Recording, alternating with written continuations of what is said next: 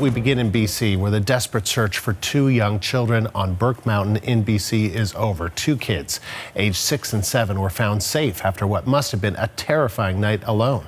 They went missing while hiking with their father yesterday. The CBC's Yvette Brand joins us in Coquitlam. So, Yvette, what happened? Well, Andrew, it was an incredibly dramatic scene today as they long-lined these kids out. What happened was they'd gone hiking with their dad overnight. They were from Georgia. They were visiting this area. They didn't know the area. They were trying to go fishing. And apparently the kids, 7-year-old boy, 6-year-old girl, fell down a cliff. So Dad tried to rescue them. He fell too. He ended up having to leave them there, hike out the steep terrain because it wasn't safe for them to try to get out, and try to hike 2 kilometers back to get help.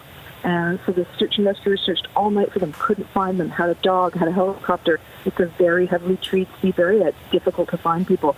And then suddenly, late this morning, they did rescue those children. They found them, and they're fine. There are no serious injuries, and they're fine. So how are these 2 children and their dad doing now?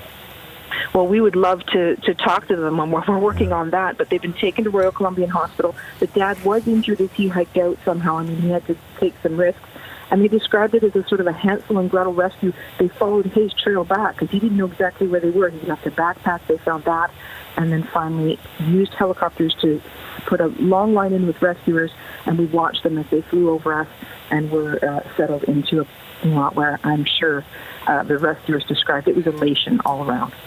All right, Yvette, thank you. The CBC's Yvette Brand in Coquitlam, British Columbia.